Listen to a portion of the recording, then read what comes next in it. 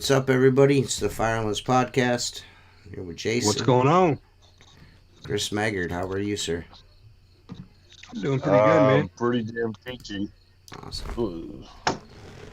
So, everybody, we have Christopher Maggard on with us tonight. I know some of you people out there have probably met him at conferences and whatnot in the past. I've been kind of putting out a little bit of information about him throughout the week, getting ready to lead up to the podcast. So, we're just gonna kind of color it the way it is, man, because to be honest with you, man, I've seen your progression, and I really love where it's going as far as you and your professional career. Yeah. But one thing that we've never done, we've never really talked about the nuts and bolts of everything that you do. So you were you a paranormal investigator before you got into filming? Yeah. Yeah, I was for quite a long time. Because you had your own show on the Roku network, correct? Yeah, we did about 5 seasons of that. And I would say that's enough. Yeah, right. Yeah, you were like, that ship has already sailed, I'm done with it. Like, you never even looked back when you walked away from it. I did, dude. I was like, doors closed, I'm on. Right. So what was the challenge there, man? I mean, was it a challenge, or was it just too much work for what I had to offer? It wasn't where I wanted it to be.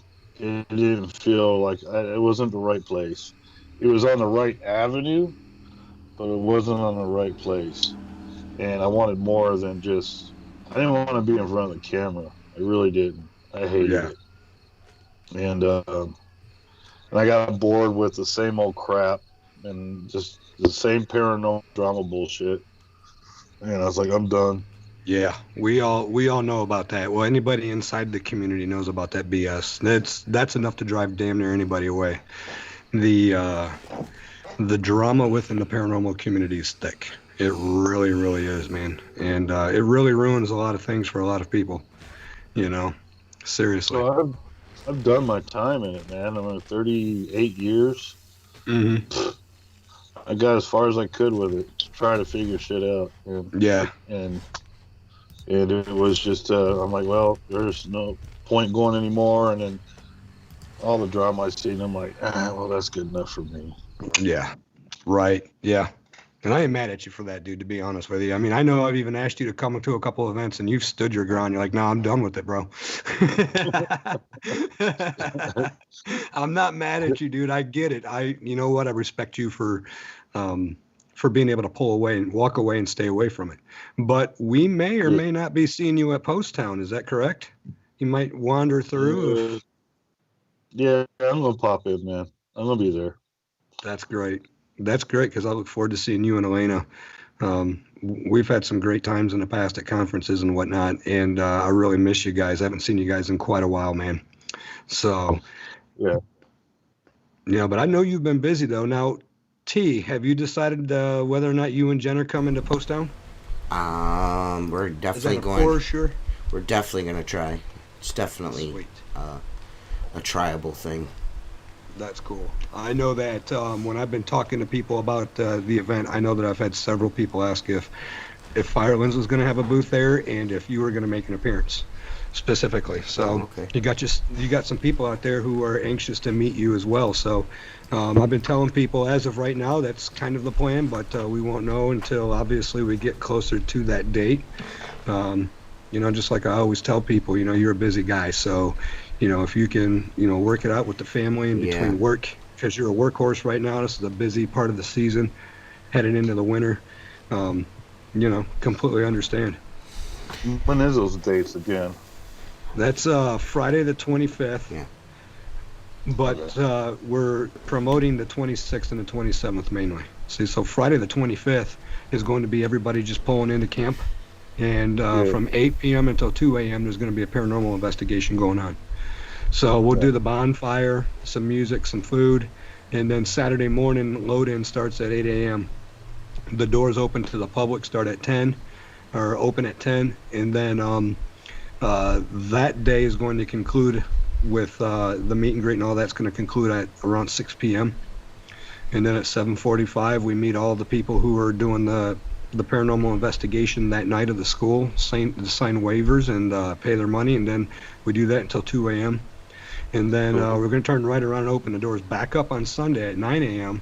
And I think we're probably going to run that until anywhere between 1 to 3. I don't know if we've decided on we have to get done with it early. It's going to be a long weekend for all of us. So probably going to shut it down around somewhere between 1 and 3 on Sunday. And that's going to be it, you know. So the cool thing about it is, for anybody who's interested in listening, that's a 100% free event unless you take a tour of the school or you're part of the ghost hunt. You got to pay for those. That money goes directly back to Post Town to help Daryl and Brenda, and they put out a lot more money than they'll ever get back on any of these events. I mean, all the food that they make, all the accommodations that they do. I mean, they're terrific people. So. What's up, Jason Lehman? Is that all we got in there? Is just Jason? Yep, one person is watching. Wow. Okay. Hi, Jason Lehman. All right, so now, going into your professional film career, Chris, your very first full-length documentary, Manzo Shepherd story? Yeah. Okay. So that was Harlan, Kentucky's Manzo Shepherd story, and it was based on a true story. So, Based on Manzo Shepherd, yep. Okay. You want to tell us a little bit about what that was about? Some people that live down there, Tony Felosi and a girl named Lisa Peters, they came to me at Scarefest one year trying to get me to come down to Harlan, Kentucky. And so I eventually went down there and set up a meeting, and they said they want to tell the story about Manzo Shepherd. And so Manzo Shepherd was a criminal in the early 1900s and stuff like that, and in the 1950s and whatnot. And he ran amok, and him and his buddies, and they murdered this local cab driver in Harlan, Kentucky, at the highest mountain in Kentucky is Black Mountain, which is in Harlan, Kentucky. And so they finally arrested him for that. And during his trial, at the main courthouse right there in Harlan, Kentucky, he was murdered point blank in front of 300 people by Joe Christensen, the one that was a cabbie that got killed by Manzo, his sister's son. So he walked straight up behind Manzo Shepherd's head in the courthouse, shot him. Now, here's Kentucky justice for you, brother. So, yeah, no point doubt. blank shot to the head. No doubt. Point blank shot to the head, man, that's a dead shot. That's dead, killed. Yeah. Oh yeah. Well, the judge rushed Manzo to the hospital right away, and so they arrested, the boy that shot him, and they said, "Okay, jury, you need to pass sentence right now on Manzo Shepherd, right now." They said death penalty. He says, "Good." Then they called the hospital and says, "What's the condition of Manzo Shepherd?" "Oh, he just died." "Oh, well, he failed his sentence." He fulfilled his sentence. That's so crazy. That's instant justice right there. It was. And as soon as the kid that shot him, he got off. He got Did off. he really? Yeah. Unreal. Unreal. He got to be the executioner and he got to walk. Wow, that's crazy. And the courthouse that he got shot in, Manzo did, they say he haunts it because at the very top, there's 2 levels of literally prison cells, rows and rows of them. And they say his spirit still resides there. Okay. So I'm like, all right, we'll do this documentary and we'll see if anything happens. Mm-hmm. Well, let me pick up my phone and get something for you. All right, so when we was there, I have encased these 2 items when I was up in the cell. I don't know if you can see it. I can't. Where's my phone? Okay. You got pulled back a little bit. Okay, there's a screw. I see it. And a rivet in there. Okay. Those 2 things were thrown at me. Now where was that at? That was in the prison? Yeah, on top of the courthouse in downtown. Oh, the courthouse. Yeah, the courthouse had their own prison cells. on the very top floor. Those two pieces of items were thrown at me, dude. That's And crazy. when they were thrown at me, the screw was thrown at me first. So Kevin, my son, was with me. He was holding the camera right behind me, and you just hear this thing. We was getting ready to go back downstairs, and you hear this bam right behind me. Mm-hmm. And Kevin, so we go look, and there's that damn screw. Then I told the wife to come up, Elena. Kevin's holding the camera on us, and all of a sudden we hear this loud bam, and it was that damn rivet being thrown against file cabinets up there. No kidding. So if it cracked and was that loud, so that must have been thrown with some force, right? I mean, because it's just a screw and it's in a rivet. So, right. I mean, there's not much to them, right? But I mean, if they're making noise like that, you know, those things were flying at terminal velocity. Dude, they were, and you know what's crazy on top of that, man? My buddy Matthew Jackson. Did you ever meet Matthew Jackson? Paraholics. Yeah. All right. Cool dude. Cool cat. He sometimes brings those. I don't know what they're called now. Those boxes that they're not the spirit boxes, but they're the other boxes. You know what I'm talking about? And they get adjust, and it sounds Vortec kind of sound. Yeah. So Got all the guitar effects inside of them, like the chorus and the flanger and all that. Yeah. So I was like, because I told him, I said, you come up, dude. I want you to bring that shit up here, and I want you to be a part of this, and I'm going to challenge that damn box.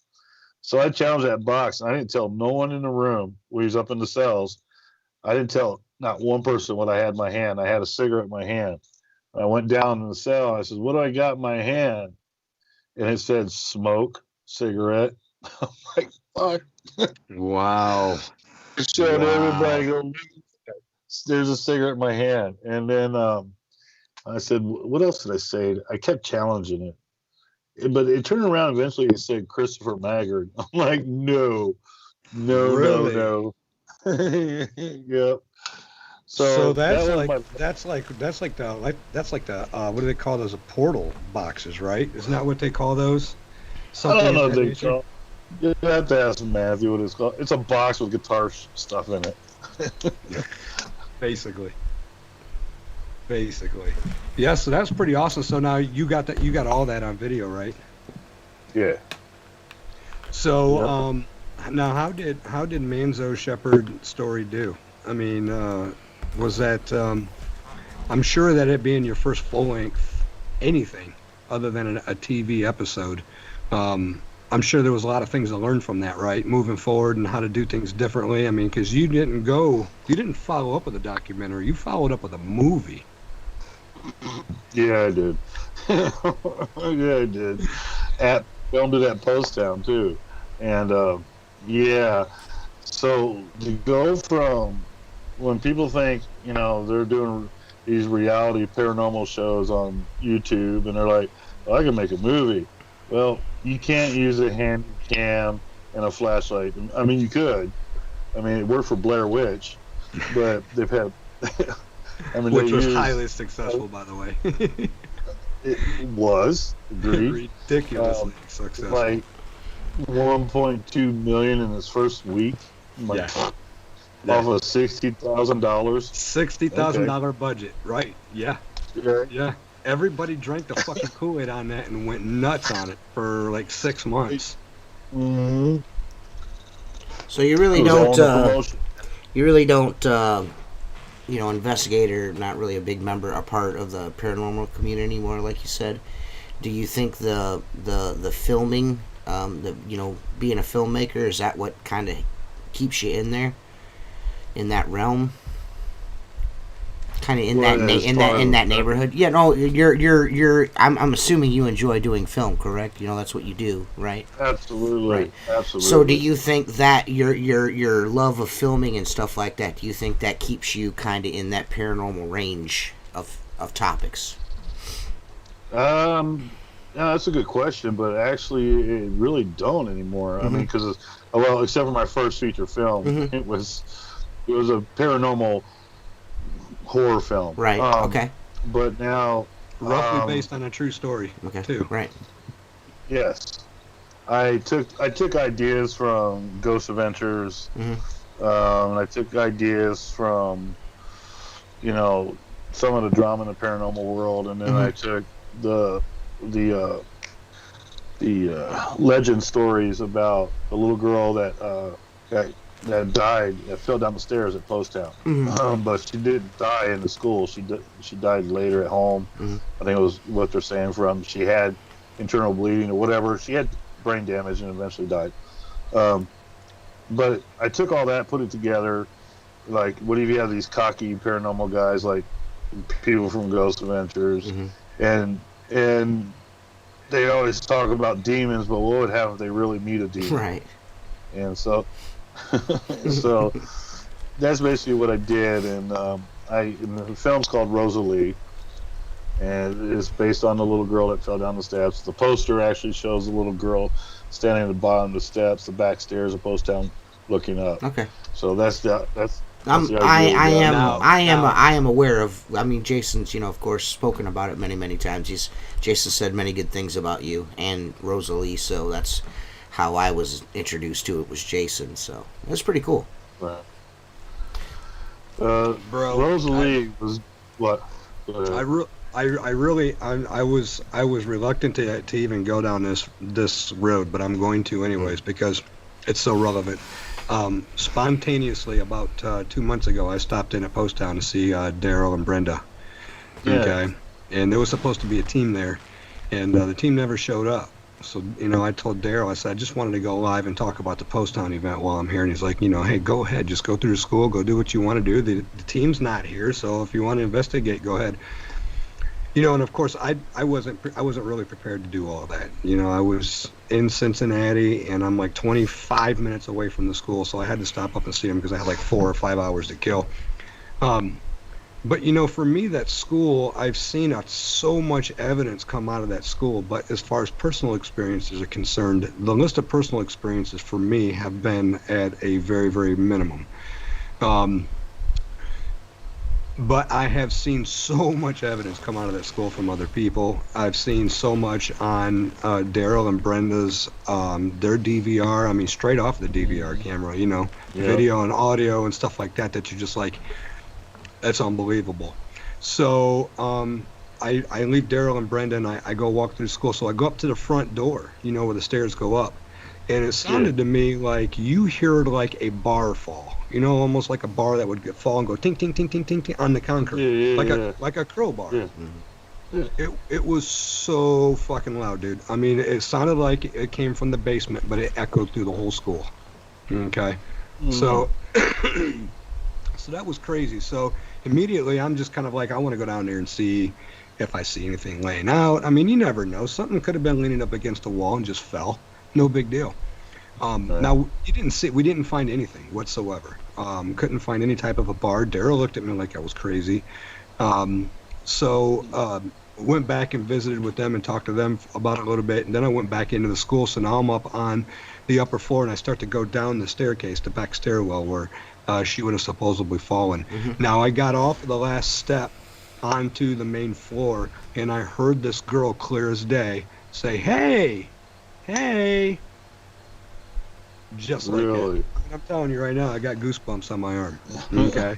So if you're standing at the stairs and you're looking at the stairs, you either go right to where the cafeteria is or you go left to where the gym is. It's pitch black down there, dude. I mean, pitch black. I know. There's nobody else in that school. Like, so we walked down that hallway. We checked it out because it was definitely coming from that side. There was nothing or nobody there. Sounded like it could have been an 8 to maybe 10-year-old child. I mean, we walked around down there. We just wanted to make sure somebody wasn't there playing games on us. And the Wistmans aren't about that whatsoever. So, oh no, not at all. And it's just so weird because another team just a couple weeks before that had captured the voice of a little girl, and it was almost identical to the same voice that I heard, but it was in a different area of the school, which was pretty crazy. So, like I went live right after that and was like, yo, Post Town is popping. I didn't expect to do anything, but just walk around. You can't not walk around the school while you're there, right? Right. And I was going to go live and show the doll room and all that stuff, but I don't have shit for phone reception in there, so I just walked around, and so that happened. So I mean that was pretty crazy because that was so blatantly obvious. I mean, like I said, just talking about it, I still got goosebumps on my arms. Very cool thing. First thing I thought of was your movie though. I'm like, ooh, what would Santiago do? Right? Yeah, so You know what, dude? Santiago Cirillo, he's one of the actors, and then you Yeah. had who were the other two main actors in the movie as well? I mean, you had Jessica. Jessica, you had a whole cast in there, but you had three of them that were on screen more than any of them. Yeah, it was Jessica, Joe, Kid, and my buddy Eric, the Cholo guy. The in the Cholo film, guy. who's Asian. He's actually Asian. Hey, I need to cast you. That's cultural appropriation, sir. He never acted in his life. He's like, I don't know what to do, dude. I'm like, dude, just flow with it, bro. Right. Just go with it. This is fun. Just have fun. Well, and I did Rosalie on $13,000. Wow. That was my Oh budget. shit! Awesome. And I mean, but for an independent budget, that's still pretty good. Yeah, yeah, but still. yeah, I'm going to tell you right now, though, there's about 20 minutes missing out of that movie. Oh Is wow. there really? Yep, never got filmed. Oh, that sucks. Never Yeah. got filmed. So that was Yeah. part of the storyline, the story card, but Yeah. never got put into it. Oh man. Wow. Well, it was in the script. It was in the script, but at the time, I didn't look. I didn't know a lot of directors, or I didn't know, not directors. I didn't know a lot of cinematographers or assistant directors in the area at the time. When I just said, "Screw it, let's do this." Mhm. And this guy I got, he was supposedly the best in the area. He's a good cinematographer, but he was a dick, and he screwed me out of probably about 20 pages of the script, and he breached contract, and so we lost about 20 minutes Oh man. of Rosalie. Yeah, that sucks. Because it would be one thing if that was content that you had that never made it. Because then, you can turn right around on an anniversary and re-release it with the unedited or without the original content or with the unoriginal content or whatever the hell you want to say it. So, Right. so that blows though. So that was originally, how long was that movie? 72 minutes. So that was like an hour and 10 minutes. That would have An hour pushed and you 12 right over minutes the and hour and a half mark. Though. Yeah. That would have been perfect. And, yeah, I was pushing for an hour and a half mark, and I didn't get that. I got, like you said, an hour and 12 minutes. But I mean, it's on Amazon Prime. It's doing Right. all right. But you I'm gonna tell you right but you now. won some awards from that though, at some film festivals, right? I mean, you went to Vegas and everything, huh? Yeah, I mean, I was surprised, dude. I've won 4 awards.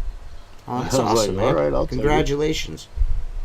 Thanks, man. That's cool. I mean, So you guys went to Vegas to begin with, and then correct me if I'm wrong, but man, the cover of that movie and everything was on the big screen at Times Square here just a couple months ago too, right? There's a film festival in New York.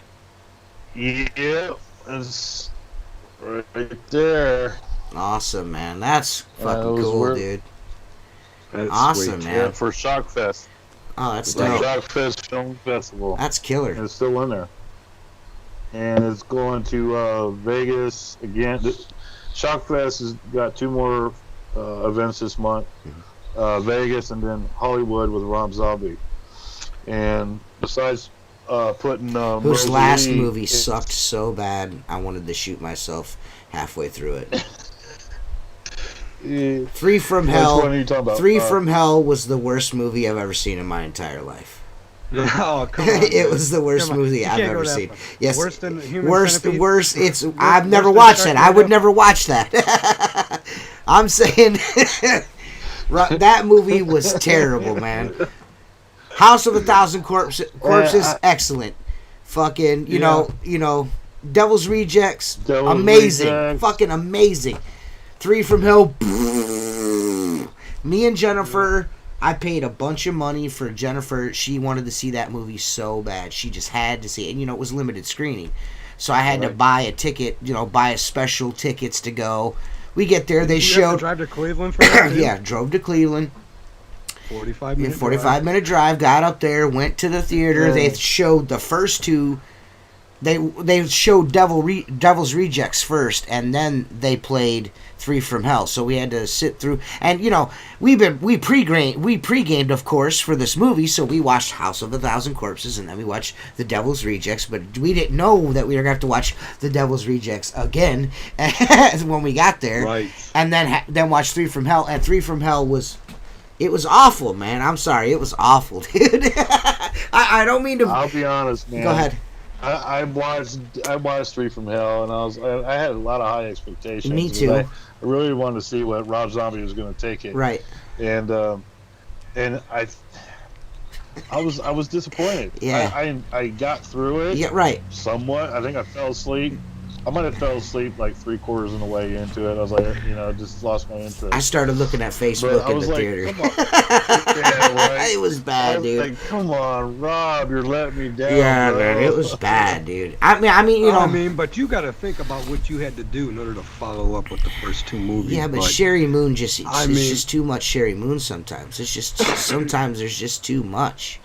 She just she overacted. I feel like she took it to another level she didn't need to take it to. It was just, I don't know, man. It was bad, dude.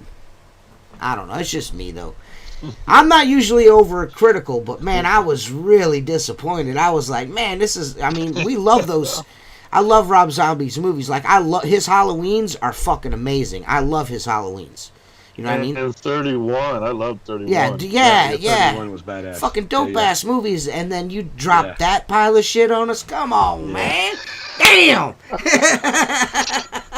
Come on, bro. Yeah, welcome to the Firelands podcast, Chris. Hey, man, you gotta listen, man. I can sit here and be quiet if you want me to. This is not your mother's spot. No, dude. I'm sorry. We don't hold back, bro. My bad, man. No, that's good, man. That's good shit, dude. I'm sorry. I just, sometimes you with just you on gotta that be though, honest 31 about was shit. good. The Halloween movies fucking kick ass, of course. I'm a big fan of Rob Zombie's work. I just saw him in concert last summer with Marilyn Manson, just for the hell of it, man. And just as a performer, as a business guy, man, he fucking gets it, and he gets it in a big way. I mean, yeah, he does. Really, really does. So, I kind of feel like he felt like he was pushed to have to do the Three from Hell. Sid's health was obviously fading the entire time. Yeah. Even before that. It really felt as rushed as it was. Let's put it that way. It felt rushed to me. Like, we need to get this done before. It felt really rushed. Yeah, but Sid's sick. We need to get it done. Go ahead, Jay. Right. Yeah. I don't think it was really thought out. No. I think when he was writing Just it, turn the camera on. Let's do shit. it seems like when they started thinking about it, they kept saying, okay, I got to write this movie. Okay, I got to get this thing written. And then a year later, they're like, fuck, I got to get this thing written. And the next thing you know, they're like, shit, we got to begin production. And now we got to finish fucking doing the stuff. So now we're throwing everything together, trying to throw shit at the wall and hoping something's gonna stick. Yeah. I wouldn't go as far as saying that it was the worst movie that I'd ever seen. I can't go that far. But I definitely, as a fan of Zombie's work, it did not deliver. I'll go there. Unfortunately, I agree with you. Rob Zombie's he's a brilliant fucking dude. Jason and Christopher can't be held responsible for my remarks. So TJ, take all heat from Rob Zombie about that movie being the worst fucking thing I've ever seen in my life. So there's that. But that's all right, man. It's okay. Your diverse opinion is very fucking welcome. Well, listen, man, I wasn't a real big fan of either, so I'm not a fan. All I gotta say is that when the awards happen in L.A. with Rob Zombie, and he likes Rosalie, I'll be like, I don't know that. Right, I don't even know that guy. They made me do that shit. I didn't even want to go on there and talk to that fucking dude, Trust man. me, nobody from that fucking camp is gonna watch this episode. Right? Yeah. Nobody cares about us at all. This isn't even gonna make it on the fucking hell to be a Facebook. Right. So we're not even worried about that. That's the problem. That's the problem, really, is people are so used. At least from what I've seen, so used to watching things on Facebook. I mean, if we did this on Facebook, I keep trying to tell Jason, we'll just stop doing an intro. Just put the picture up like Joe Rogan does. Put our picture up and then just let it sit there with the mics muted, and then we'll just come in and be like, "Yo, what up?" You know what I mean? I think that's the way we should do it. Do we have anybody in here? We got 6 people watching now. I just 6 people. Yeah, one of them's Jason, one of them's me, one of them's Jennifer, one of them's Jason's mom, and the other one's Jason Lehman. So, Right. Jennifer, Yeah. if you What's up, want, Mom? you can come here. Hey, Yeah, Lindsay. yeah. How you doing? Patricia, Jen, how you doing, Hey, girl? how you doing? We're trying. How you doing? So now tell us real quick, dude. You're working on something else, aren't you? Yep, And I believe sure am. you started to tell me about this. This has been now a concept now for about 2.5 years, right? So this is taking place over in Ohio, correct? Well, the true story happened in Ohio. Right. But we're either going to film here in Kentucky or Tennessee. What? Yeah, it's tax reasons. Oh, okay. I was For about to say. taxes reasons. That's why. Neither one of those states look like Ohio. No, it's I'm the just playing. look. I'm kidding. where It has to. Yeah. Well, I mean, Cincinnati. Oh, whatever. right. Yeah, Um, right. Even the Bengals lost today. So, Oh yeah. So, Uh, so it's you're doing something that the legend or the story comes from Ohio. Yeah. Okay. Yeah. It was actually it was a murder case in Ohio. Oh. This father murdered his ex-wife and her boyfriend in their home and chopped them up in little 1-inch squares. And the reason why, because his wife, Ohio and a lot of other states are the same way. No matter what you say, if the wife is like high or she's messed up, generally the state will give custody to the mother. Yeah. And that's just the way it works. Right. Unfortunately. Anyway, so this gentleman, I'm going to call him by his character's name, not his real name, John Grayson. That's the character's name in the film. He found out that his ex-wife was putting her 13-year-old daughter in a sex trafficking ring up there in Ohio for drugs and stuff like that. So he asked for help from law enforcement. They wouldn't help out. They couldn't find any evidence. Come to find out, they were kind of on the take too with the sex trafficking ring. And so the father took matters in his own hands. He staked him out for 2 months. And then when he had his daughter for a week, he told her to stay home. He's got to go take care of business. Mm-hmm. Went over there, murdered his ex-wife. He snapped. It's his 13-year-old Right. baby girl Right. thrown into a sex trafficking ring. Right. Yeah. He Is this snaps. I mean, is this and that's you know- that's true? What you're telling me now is all Yeah, true. it happened. No shit. Yeah, I would it lose my happened, mind too. I'd probably chop it Jennifer up happened in little almost squares. 30 years ago. Yeah, No, right. It almost happened 30 years ago, and he got 2 life-term sentences. And he just passed away. He was at Nashville State Prison, the new one behind the old one. Okay. He was there for a while, and he just passed away a year and a half ago. What? From natural causes. Are we allowed to say his name? Can you tell us his name if you know it? No. Nope. Okay. All right. No, I can't. but you can probably Google it and find something on it. Okay. That's super interesting, man. That's super dope, dude. Yeah. This ways around. That's very, very interesting. So let me ask you this real quick, Chris, before we go any further. How was this brought to your attention? It's a coworker, because she found out I was in the film industry, and she goes, "Well, I have an idea for you." I'm like, "Okay, tell me what's up." And so we're sitting down when she was in high school, her senior year. They did like a thing called like a Scared Straight program. Okay. And a few selected students from her senior class were picked to go interview inmates in Nashville State Prison. And her interview was this guy, and she said when he walked into the interview room, he was about 6'7", long gray hair, tattoos all the way up to the neck, just built like a brick shithouse. He was in his 50s, and she was terrified of him, but he was so calm. He was so calm. I can't reach it. Wait. I have the original interview notes. I do have them. She gave them to me. Dude, that's so wild. That is so wild. And, so with her giving us permission to write this story, we had to make sure with the family the daughter that's still alive. Um, The daughter that's still alive, the one that was trafficked. yeah, You she's met still her? alive. We talked. Oh, Okay. wow. She didn't want to meet in person. Right, of course. I don't And blame her. because it's in the past, she's got two lovely kids now. She's married to a really great guy, and she has a Very happy good. life.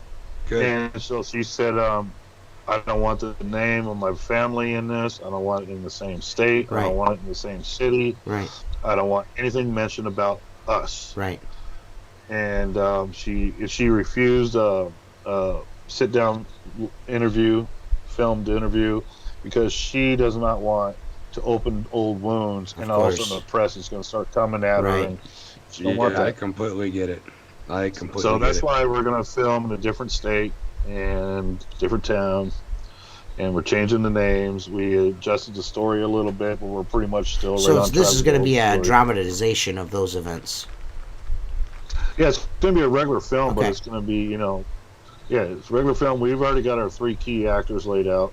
They're already on board. Mhm. It's just our problem right now is we had to get it. There's so much legalities when it Of comes course. to doing a big production like this. Right.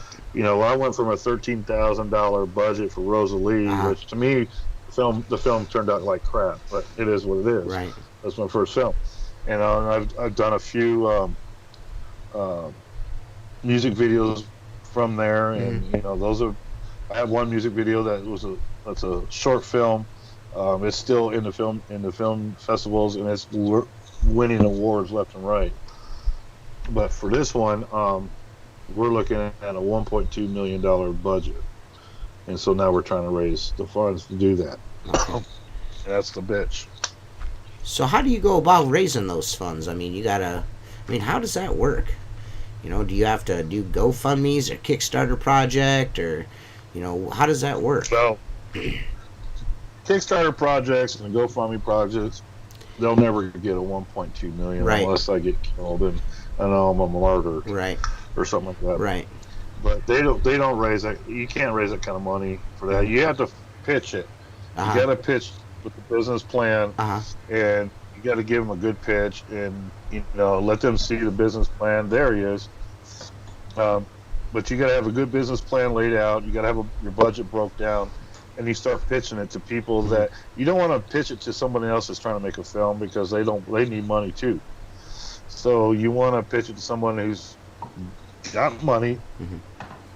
They want to invest in a film, Mhm. be part of a film, but they don't want to be in the film. Right, If that makes sense. right. Excuse me. So it's just trying to find the people. It's hard. Yeah, No. I will. I will go ahead and give myself a shameless plug there. I am in the credits of Rosalie, I believe, because I believe I sponsored that movie too. You did. Yeah, you did, little stinker. But you know what though? It's because it wasn't because of the name of credits. It was because I believed in what you did and what you do, because I know you personally, brother.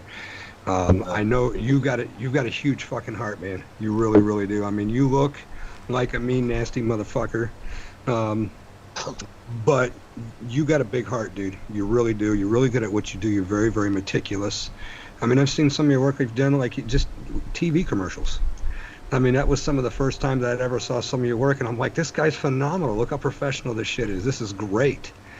And I'd like known you for a year and never even looked at anything that you did, because it was just, it just takes forever to look in. You meet so many people, and I was like, God, man. So, I have followed what you've done. So I've been a huge champion of your work.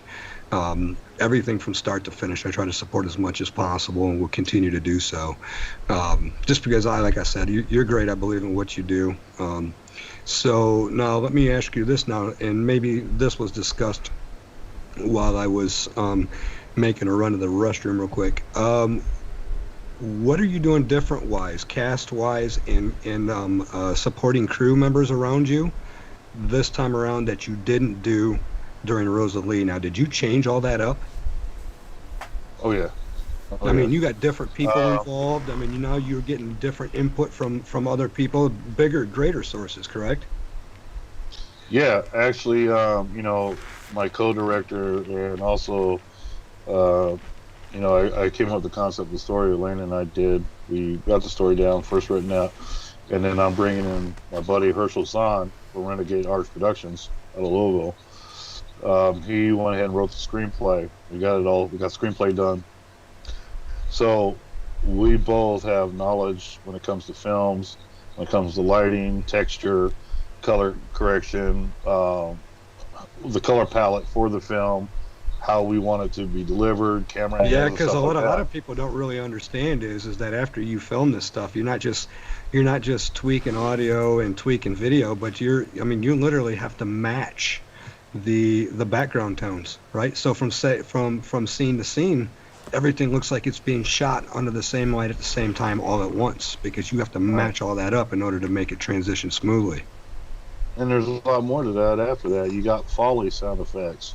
You got people coming in here doing sound effects. They sit in a room with a bunch of different slab of meat or a hammer or whatever, and they're making all these sounds to the film while they're He said watching a slab of meat. That'll tell you about the content of his fucking movies. I got a fucking T-bone and a meat tenderizer. Hey, don't put that on the surface. I just want to hear it slapping the meat. Wow. It's true. So But there's all that people don't stuff. understand that a lot of those effects do come from just banging wood, clip clop on certain objects, and old school as hell. It's great. Right. So that's why, like I was telling, dude, I forgot your name. TJ. TJ. Okay. How can I get that? It's two letters. It's 2 letters. I mean, jeez. Yeah, I know, kidding. right, Bob? I totally got that. So, but like I was telling him, is that we got this from the budget from Rosalie to now, and I still, like I was telling him, also I have a music video, Amazing Grace, which is a short film with Ashley Warhol, and that's still in the film festival winning awards. But we went from $13,000 with Rosalie, now we're at $1.2 million for Daughter. So and we've got, So that's Vernon what George it's called. Wells. It's called Daughter. Yeah, we went Awesome. from For the Love of My Daughter to just Daughter. And so we got Vernon George Wells involved, Costa Mandalore, and Robert Mukes. Robert Mukes is going to be playing John Grayson, because Robert Mukes, if you guys know who he is, TJ, you should know who he is. House 1,000 Corpses, the brother that drove the tow truck. Yeah. That's Robert Mukes. Yeah, that's Robert Mukes. He's Dude in is Chris's 6 movie. He's Really? going to be in a new film. Yeah, he's going to play the lead. Oh, that's He fucking is rad, dude. He's 6'10". Oh shit. 6'10", and then the guy who's playing his father, Vernon George Wells, who was Wes in Road Warrior, the guy on the motorcycle with the mohawk. He's also in Weird Science and all that, and Commando. So he's playing the father, Robert Muse's character, and then Costas Mandalore, who played a detective in the Saw movies. It was funny when I asked him to play this role. I says, "I hate to stereotype you, brother, but will you play a cop again?" He goes, "Yeah, fuck it. What do you got?" Right on. That's cool. Yeah. So, and because of the story, they're 100% behind it, because we're actually getting a lot of sex trafficking advocate groups to back this up. Yeah.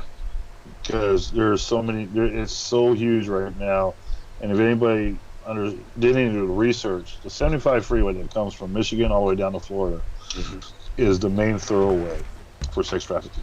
And Ohio is the biggest hot spot in the nation right now for sex trafficking. It's huge, man. Where? It is freaking huge. Yeah. Where? Ohio. Oh yeah, but there's there was one area in Ohio that's really, I mean, and it's like responsible for like the biggest part of that as well. I can't remember the name of the town, but they actually did a short TV series on I can't remember the network, but they had like an 8-episode miniseries about it. Like all these women going missing, like all kinds of women going missing, like prostitutes. Well, they just rescued 60 kids. I think it was from Columbus, from a sex trafficking ring. 25 more from Cleveland. absolutely insane, man. What in the fuck is going on in this country, me and TJ man? talk about it. We haven't gotten that far in the Firelands podcast yet, but Right. TJ and I have talked about it privately on a number of different levels about, you know, the sex trafficking, whether it's kids or whether it's just females in general. Mm-hmm. You know, we're going to do our part to talk about that in a podcast in the future, I think. It's a touchy subject right now, and there's a lot of things that are coming to light. So, I gotta you know, just we're watching the headlines. Yeah, just- we stand behind it. just based on you know, the kind of the story that you gave there, the story you're gonna tell, man, that's super fucking scary. You know, not you know what I mean. I get the whole, like, you know, I mean, it's, you know, there's gonna be like a horror side to it, you know, because, you know, of course the guy's gonna chop these people up or whatever, but, you know, just the whole story is freaky from top to bottom. I mean, it's all, I mean, just. Right. There's so many layers to that. How can a mother do that to a daughter? How, you know what I mean? How can a father do that? And you know what I mean? It just, there's, you know, and then being sex trafficked, you know what I'm saying?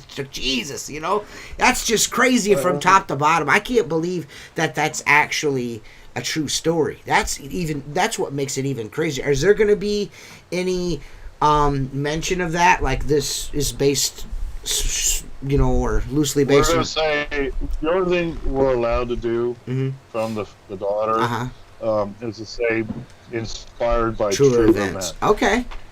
Yeah, because I really feel like, you know, you got to do that, because that just adds a little bit of, you know, a little bit to the end of that, because that's an insane story, man. Well, I'm interviewing. I'm actually going to film in an interview the girl that did the interview with John Grayson. So and I think what we're going to do when the credits are running, her interview is going to pop up during the credits. Oh, very cool. For her experience when she met John. Oh, really? Right. Dude, that's fucking rad, man. And you're just gonna not, like, really good addition to it. It's not gonna be video, just be the audio, you know, playing as the credits run? No, I'm filming her. Oh, okay. Dude, so that's the credits dope. Will be like and then there'll be like a little peep window off to the side that'll show the interview on video. Yep. Oh, that's slick, dude. That's gonna be cool. Yeah. Fuck, I'm excited. Yeah, so now let me ask about this, Chris, because you've already started filming on this, right? No. I thought you've already started working on this. We had to rewrite the budget because of COVID-19. Of course. They pushed everything back. We lost the original investor.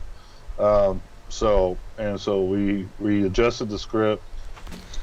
And so we had to, with the new budget now and the new business plan, we have to have everything with the new laws that the film industry just put out. Jesus Christ, sick.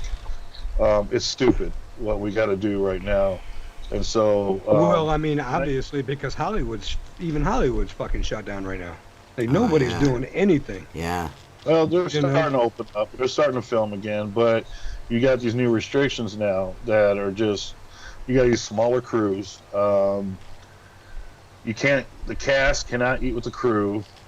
That's not allowed now. Everybody's got to have social distancing. When you're doing principal photography on your lead character, you got to have some plexiglass to distance you from the lead character until it's ready time to roll time. And then you can only have the director, the cinematographer, and the character on the set during that time. And you got to have everybody's going to be constantly changing masks and gloves and face shields throughout the day. And you got to have safety officers that are medically certified on set that will answer to the unions to make sure we are standing by all procedures. So it's put us back. So again, now we're looking for new investment, and and we're hoping to shoot. If we get the investment here, find somebody, we want to shoot next year. Sweet. Okay, so what are you looking at for a release date on that then? What's your goal? When's that going to be out on DVD? DVD will probably be canceled by the time we get this out. All right. So when is that bad boy going to be ready for everybody to see, though? I mean, that's what I really want to know. Well, if we get it shot next year, we're looking at another year before it's released. Okay. So it all depends on 22 because we got to early 22 release. All right. Okay. Well, shit. Then I guess we gotta start planning some viewings here, right? Yeah. Well, I wanted Yeah. to do that for Rosalie, and that I was so freaking busy, never got around to being able to free up time to be able to put something at it. But I'd love to have you come to Fort Wayne and do a private viewing here. It would do really well. It would do really well. Absolutely. We got so many theaters to work with and so many different individuals. So I can't wait for that. I'm definitely excited. When I read the updated script, the final script, I wanted to cry, and it's hard to make me cry when it's from my own story. I wanted to punch the script. I wanted to rip it up because I was so angry with the story, not the script. I love the script. Right. But this film will take everybody on an emotional roller coaster ride. It really will. Yeah, just your description of it just peels my wig back. That's a crazy ass story, man. Yeah, I know. Cool I'm really looking forward to it. Seriously, really looking forward to it. So what else is next for you, man? Well, I mean, right I'm sure that's probably all you need on your plate when you're, working and trying to make a living and all that other stuff. I mean, putting a movie production in your lap is probably consuming just about every other moment you have free, right? Right. Well, yeah, that. Plus, I'm editing a new music video I just shot. It's been 3 weeks, a month ago, whatever. And that's going to be released hopefully by the end of this month. Cool. And after we get everything going with daughter, I'm already working on another script for. It's going to take me back to the Rosalie story, but it's going to be the prelude to Rosalie, and based on the character Darkness that's in that. Okay. And plus I got another script we're working on. I can't say anything about that one because that was gonna be badass. That was cool. It's gonna be a short film. That's gonna be badass. We're gonna shoot it in Louisville. So I got 2 other ones on docket that I want to work besides daughter. Awesome. Man, oh man, very freaking cool. Very, very freaking cool. So now I know that are you by chance wearing a kilt right now, or are you naked from the waist down? What are you wearing right at the moment? Because yes, you were very proud of you're very, very proud of the fact that you come from a long lineage of people from Scotland, right? So. And naturally, too, I got to think that your family were probably barbaric fighting-ass people, because you're a pretty good-sized guy. How tall are you? I'm 6'1". 6'1"? Yeah. But you're a big-frame guy, though. I'm Scotch-Irish and 5'11". Hey, you'll be Scotch-Irish. There's nothing wrong with that. It's a way bit of Irish, but it's a lot better with a Scot. Right. I wouldn't freaking know. I wouldn't know. So now, you decided that you were going to trace back your lineage, and you find out that Earl de Bruce is your family member. So how did you figure that one out? My cousin, actually, she found out. So she was tracing back our history on the Maggard side, my dad's side. And so she traced it all the way back. Come to find out, there's a mountain in Virginia. It's called the Maggard Mountain, and then it goes from there into Pennsylvania. We're a descendant of Robert de Bruce's family member, came from Scotland and resided in Pennsylvania in the early developments of the United States, and then later went into the Appalachians, where most of the Scots resided was in the Appalachians. My family's from Virginia, so there you go, and that's where country music came from, by the way. Moonshine, Irish, all that stuff. Yep. We do all that. We started all of that. We did all that. So she traced it back, and Robert de Bruce had 2 sons. So his first son died in battle, and the second son took over when Robert de Bruce died. Now, really cool thing about Robert de Bruce is that he never lived as a king. He lived as a king, but he never lived like a king. Right. He lived with his people. Right. Right. And so he never put himself above or a tower above. And that's why, Never and that's why his history is so loved today, because I mean he was for the people. There's no doubt about that. Absolutely. And so, but his son that survived and became the king, became king after he died. His son had 2 kids. He had a son and a daughter. The daughter met someone from Germany, and married that guy. That son continued the Bruce legacy, and now I'm from that lineage right there, from the Bruce lineage. See on the son's side. Awesome. So that's pretty cool. Being family of Robert the Bruce is really fucking awesome to be able to talk about. Dude, I don't have nobody famous in my family. TJ, he's related to the people who owns Lay's potato chips, or used to. I don't know how deep the family is into it anymore, but they used to be for sure. And then Travis Walton from Fire in the Sky Legacy as that well. was by marriage, though. By marriage, relation. So dude, I'm happy with that. That's some great hair. So I told the wife that we're going to Scotland, probably about in a year. That was my next question. I was going to ask you if you'd ever been there. We're going though. My cousin and his sister, my 2 cousins, they went to Scotland, and they went to Rosalind Chapel. They really liked it. They really enjoyed that as well. That while they were over there, they did all of the stops. So, yeah, from what they say, it's beautiful over there. I'm super afraid of airplanes and shit though. So there's that for me. I'd probably never see that. Hey, brother, so am I. Pills, alcohol. Before you get on the plane, you're good to go. Pills, alcohol, and now COVID. That just puts the fucking stamper on it for me. I could probably get shitty enough to do the plane ride. It's just now that added layer of funkiness to it. It's just like, oh my god. But it might be something I'll do later on in life. You can get around that, man, but that's quite of a fucking kayak ride, though. Maybe I ride it. I mean, I'm definitely not riding no damn boat over there.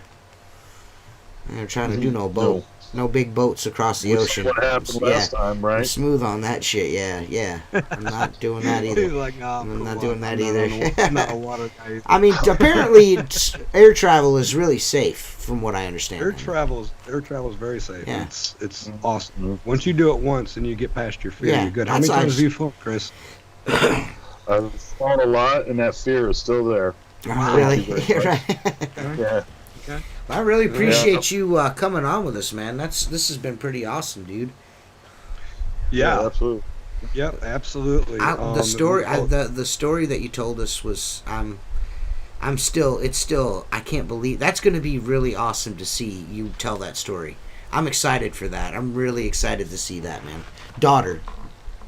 Yeah, I'm really excited to see that. That's going to be cool, coming man. To you in 2022. 2022. Yeah, 2022. Right. And we keep going, you might see a cat. Yep, there he is. Well, I mean, although there isn't a lot of people that are watching this live right now, the views and stuff will go up dramatically afterwards. A lot of people watch this the day after, the couple days afterwards, right? So that being said, is there anywhere people can follow you? You follow your work, like social media? Like, do you have a Twitter or an Instagram or anything like that? You want people to watch, or a website? I got an Instagram. I got a cat. Cats are cool, man. There he goes again. We don't mind cats at all. Just show your ass. Yeah. See your butthole. Show us your butthole. Yeah, real quick. Mom says that they are friends with Brian Turner, who was Scotland's strongest man a few years back. Oh, cool. I think that's one of their connections in New Smyrna Beach. I never got a chance to meet him, but I think that's where they know him from. Cool, man. Yeah. That's sweet. Oh yeah. I've heard stories about this guy, and if it's the one I think it is, he's fucking hilarious. He's just a super great guy. They've talked about. We never ended up going out with them while we were there, but yeah, interesting little tidbit. So where can everybody find you then, Chris? I mean, obviously on Facebook, you're there, right? Yeah, and Instagram. I don't have a Twitter account. I did, but I don't even remember it anymore. They just look for Chris Maggard on Instagram. Yeah. So we won't find you on TikTok either. No TikToks. No TikToks. No. You mean to tell me a Tinder or filmmaker anything like of your level is not Christian about Mingle. the TikTok life? Come on, bro. That's high quality cinema there. No, Like a superstar. 15 and a half seconds at a time. Super good stuff. Oh, that's Well, awesome. hey, man, like I good. said, we totally appreciate you coming on, dude. Giving us your hour. I know your time is. I know you probably got to be up like the rest of us and got to go to work in the morning and shit. And so we do appreciate your time. Appreciate the fact that you're feeling better. You did have a health scare a couple of weeks back. You were supposed to be on, and we had to move the podcast, So which is good. Super glad you 'cause, look great and you seem to be doing better, man. So that's awesome. we won't get into that, but we are happy that you are healthy, man. You look good, dude. It's great to chat with you as always, man. I miss you and Elena a lot. I can't wait to see you guys here in a couple of weeks at Post Town, and it's gonna be a good time, Well, man. we're gonna be promoting Daughter because we're gonna start trying to get donations somehow to get the film going. And if anybody that's got interest in trying to help us get it start rolling, they can email me Awesome. through creepyatticproductions.com Sweet. or email. Gmail? I'd love to be a Rocky. part of it, and I'd love to support anything that you got going on. So if there's anything fundraising wise or whatever Yeah. we can do, that For sure. all you got to do is say the word, bro. Just say the word. All right, man. I support you. I'm 110%, man. So, All right. but thank you for coming Cool. on. Yeah. That's TJ Gilbert, Christopher Maggard. I'm Jason Snyder with the Firelands podcast. And we'll see you Thank guys next time. for tuning in. See ya. Peace.